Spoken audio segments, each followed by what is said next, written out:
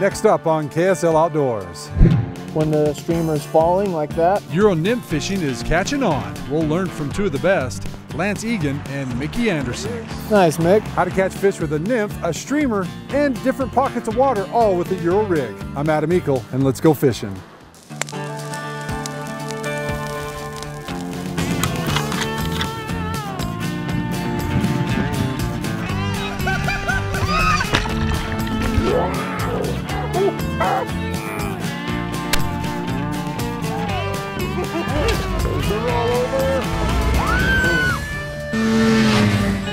KSL Outdoors with Adam Eakle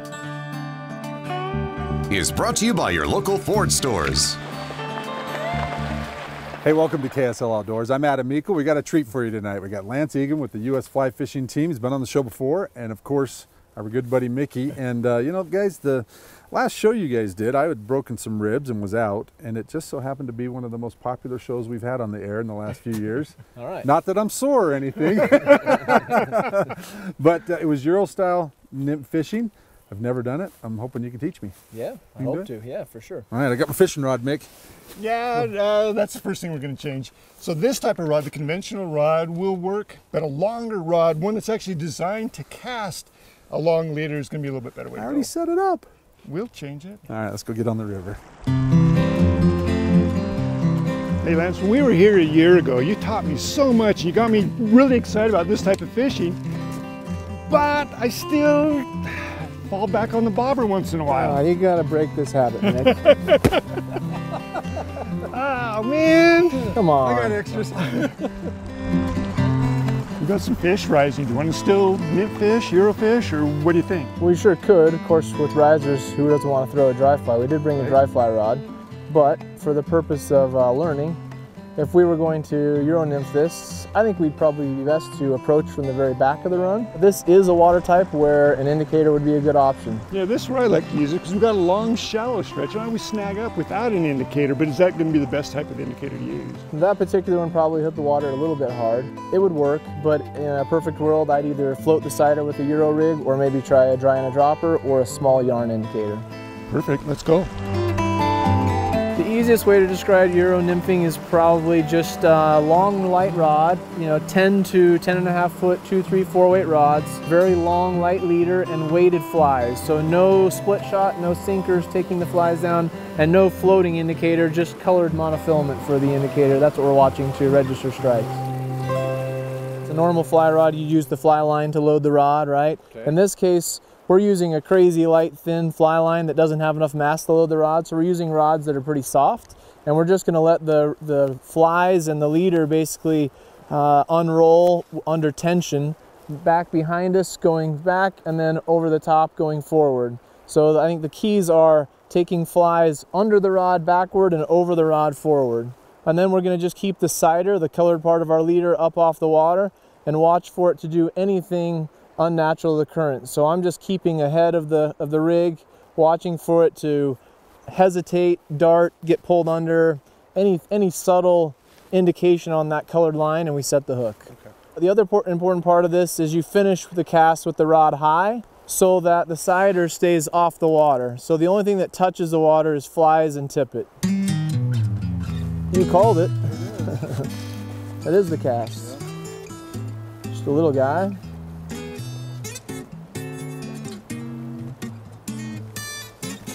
Hey, it's even a native. Whitey. Yeah. Native whitey. Nice. All right, you ready to give it a whirl? Sure. Let's do it. Some geese. Not sure if they're flying or laughing at you, but they're doing something. All right. Nice. No, you're doing great though. Up a little more. There you go. Nice. Oh, wasn't sure on that one, but I set. Yes, you did. Well done. It also, I think, helps you realize how many, like, as subtle as that is when you're tight, how many you're missing. Yeah. Another thing I didn't know or realize, that Lance told me, was the speed of the current on the surface is faster than the speed of the current on the bottom. That's one of the biggest advantages of this technique, he says. Your flies are moving at the correct speed. First trout with a Euro rig. Cool. Thanks, buddy. It's significantly slower on the bottom than it is the surface. So with an indicator, you're towing along at surface speed. Too fast. Too fast. And in this case, we have just this colored line above the water and then really thin tippet, 4x, 5x, 6x tippet that's extending through the water column. So it actually slows it down. The advantage of this technique is that it's a better presentation. That's one of them for sure. There we go. Nice, Mick. Hey, we'll have more Euro techniques with Mickey and Lance in a moment. So that one ate the dry on the Euro rig? That ate the dry on the Euro rig, yeah. Sweet. But first, tonight's climate quiz question. The Middle Provo River is considered a blue ribbon fishery and boasts over 3,000 fish per mile. The completion of the Jordanelle Dam and the many restoration projects that have been done on the Middle Provo have helped turn this tailwater into one of the state's better fisheries. Our climate quiz question is, when Jordanelle Dam was completed in 1993, it submerged 3 Utah towns. Can you name these towns? Once you know the names of these 3 towns, log on to our KSL Outdoors Facebook page, give us the correct answer. We'll then randomly select and announce a winner on our page the following week. The winner, set to walk away with a Climate Static V sleeping pad. KSL Outdoors, powered by Ford. We'll be right back fishing with Mickey and Lance on the Middle Provo. KSL Outdoors is also brought to you by Smith & Edwards, Fish Tech Outfitters, Utah State Parks, the Division of Wildlife Resources, Burt Brothers Tire and Service, Climate, King's Camo, Stedman's Recreation, and Camp Chef. Hey, welcome back to KSL Outdoors. Adam's got the Euro nymphing figured out. It's such a fun way to fish. And Euro nymphing is great for nymphs and a little bit on dries, but hey, Lance, is that all you can fish is nymphs and dries? No, you can fish a streamer on it too. Really? Yeah, it's good fun. So with the streamer, an indicator's got to be the best way because you can hold it at whatever depth you want. That's true, but you can't animate it. So you're limited to a specific depth that you set your indicator, and if you do animate it, you're going to disturb the surface a lot. With the Euro rig, we can cast it out, adjust depth as needed, and we can lift and drop throughout the drift. So we're just going to cast the rig out, and I'm just going to animate it, lift and drop. Oh, there was a bump, lift and drop through the drift. So you want to pay particular attention to the drop part of it because that's where most of the strikes occur when the streamer is falling like that. That fish was hanging right where the transition from deep to shallow came up. So the size of the fly that you use when you're streamer fishing can make a little bit of a difference too. Something with a little bit heavier head will help you keep a tighter line and give you a really nice jigging action. All right, so you've caught 3 or 4 fish. That looks pretty simple. It's not too bad, actually. Pretty easy if you can throw a decent cast with a long, light leader. I think you can make it happen. Ready to try it? I'm ready to try it. Let's do it. And jigging it just like I would a bass smallmouth. Yeah, a lot of it you are.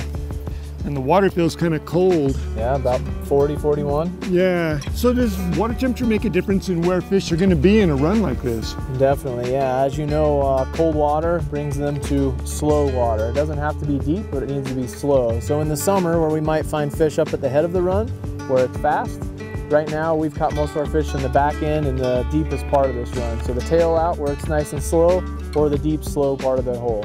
Makes sense. Yeah.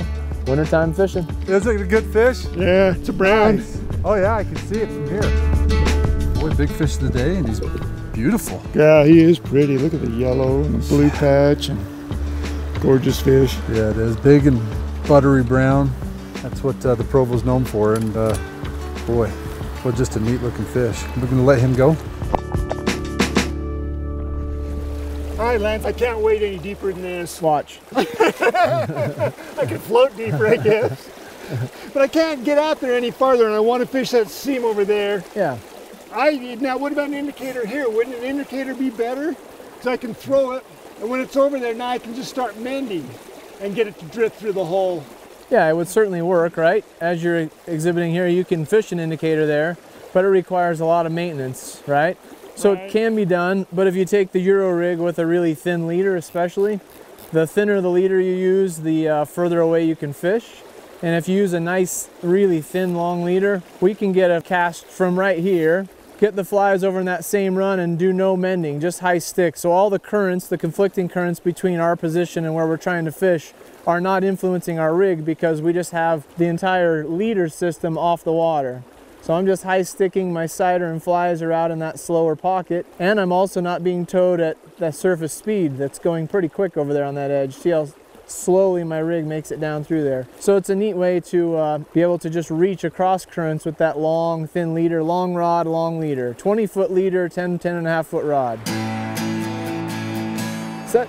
Nice. As soon as it hit. That's why it's important to keep everything up off the water, right? Okay. Boy, you saw that hit before I did. I may have watched 1,000 or 2,000 ciders before. Whenever he shows signs of tiring, just swing him around and then go straight up with your rod and he'll come right to us in the current. Just like that. Lance, you saw that fish hit before I did. Yeah, he ate it as soon as the flies hit the water, didn't he? Yep. Nice little buttery brown. We'll get him back in the river. Lovely. And Mickey disappeared. He said something about looking at rising fish. Probably doing some dry fly fishing. I think he wants to do some dry fly fishing. Let's check him out with this week's Fish Tech Fish Report. I don't want to get up too high or move too fast.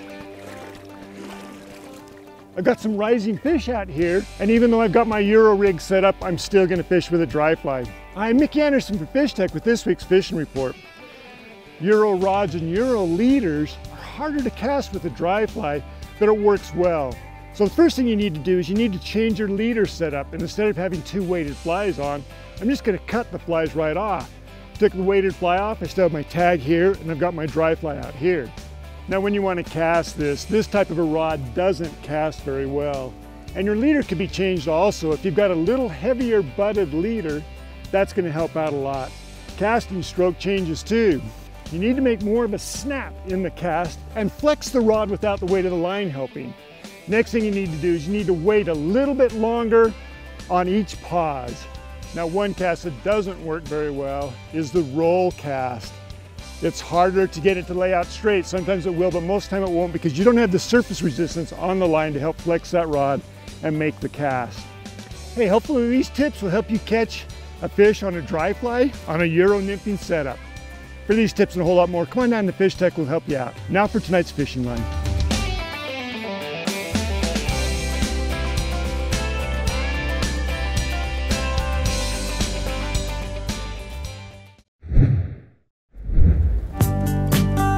This is a good fish. Looks like a good fish. Yeah, there's usually a couple good ones in this.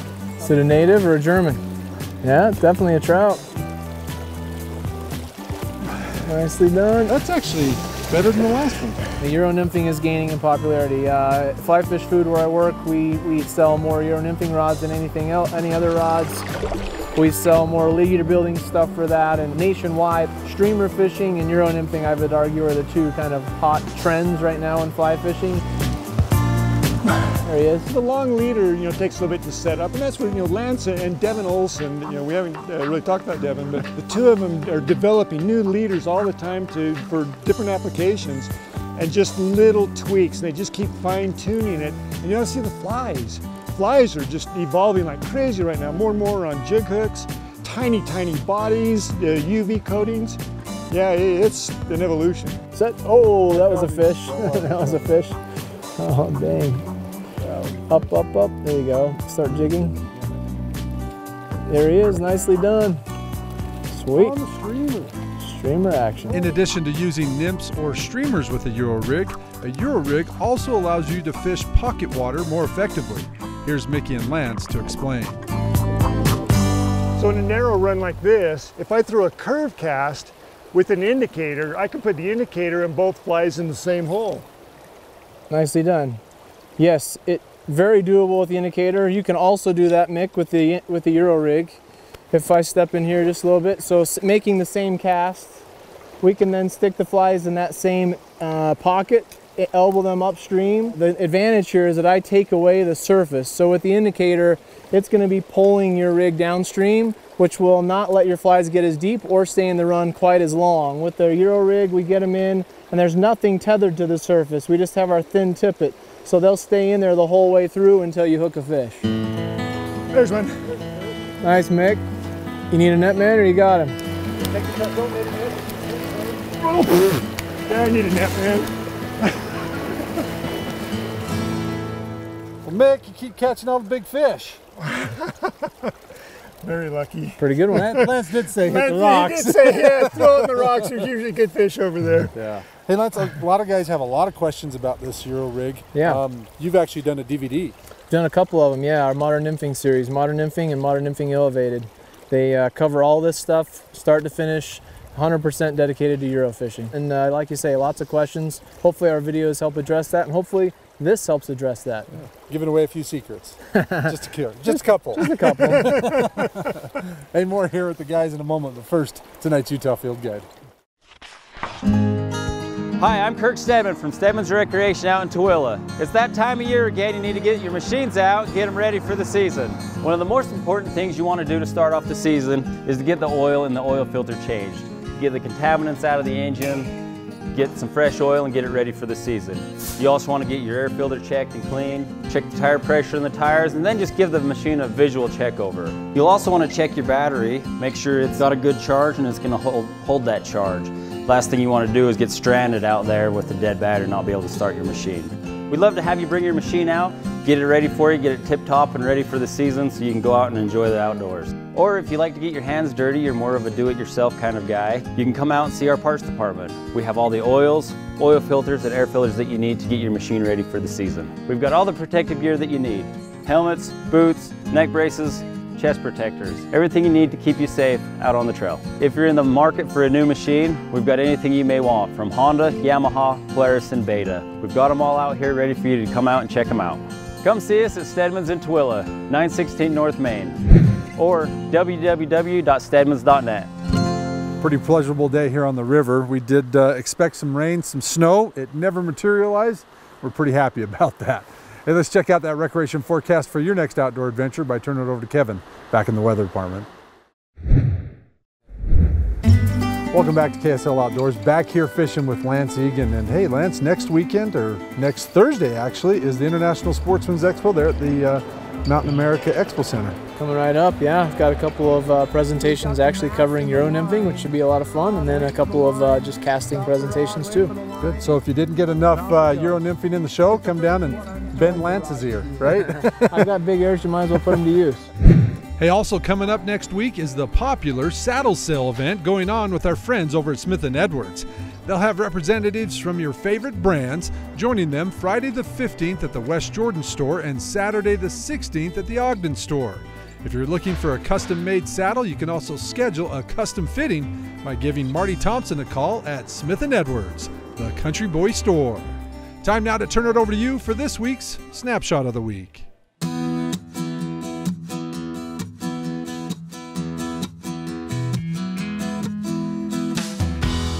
We kick it off with the boys' outing to Antelope Island. 5-year-old Cash wanted a picture of an antelope for his wildlife book, so Cash, his dad, and 1-year-old brother Corbin crawled to within 30 yards to take these great shots. After the pictures, they were 3 muddy but happy boys. The bite was on and the action was fast for Dixon and his nephew Clark up at Manaway. In 3.5 hours, the duo caught approximately 130 yellow perch. They both kept 50 of the larger fish for dinner and had one heck of a fillet job. We ran into Tyler on the Middle Provo during the midge hatch. Tyler went downstream of us, tied on a fly Lance made called the Tungsten Surveyor, and proceeded to land this 21-inch, 3-pound rainbow. A great fish, Tyler. I wish we would have caught one so big. Brian made one last trip to Hardware Ranch for a final sleigh ride through the elk. As he was leaving, he spotted this great horned owl roosted in a tree just off the road.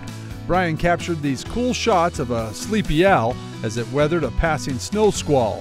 A great day at the ranch. But our winner tonight just landed a new state record fish. Nate Vanderlinden loves to fish the Bear Lake Bonneville Whitefish Run. Nate is so good at catching them, his friends call him the Natural. Nate caught this big female and just threw her in the live well. His buddy Ralph said, "Nate, before you slice and dice that big boy, you might want to compare it with the current state record." Sure enough, Nate's hog of a whitefish broke the old record by an inch and weighed in at 4 pounds, 9 ounces. That big whitefish never did see the inside of a frying pan, but it did make it into the DNR state record book, and now just won you our cool prize, Nate, as you just landed our Snapshot of the Week. Remember, submit your pictures or video, plus an explanation of your latest outdoor adventures online at ksltv.com. The winner each week wins a Camp Chef Versatop grill and griddle. Small in size, large in cooking capacity, perfect for those on the go. Plus, the winner is also entered into our Ford Trucks quarterly Facebook giveaway for a Camp Chef pellet grill. From the backcountry to your back patio, Camp Chef, the way to cook outdoors. Yeah, and I think that my crutch, I'm gonna have to toss this away now. You can catch so many more fish. There are too many handicaps with this. There's the occasion that it works, but Yeah, you've got to keep a couple of those in there. It's worth having. There's times and places where that's the right rig, but Euro nymphing's a lot of fun. yeah, it really is so effective. A little changing of the guard going on here. You hired this kid when he was just a punk teenager. I worked with him when he was in high school. And now the tables have turned a little bit. Oh, for sure. No, I'm still learning from him. A lot of fun. Yeah, well, cool. Hey, don't forget, check out the DVD. Come and visit them in their shops. Come and learn how to Eurofish. I'm Adam Eakle, KSL Outdoors. We'll see you next weekend. Good night.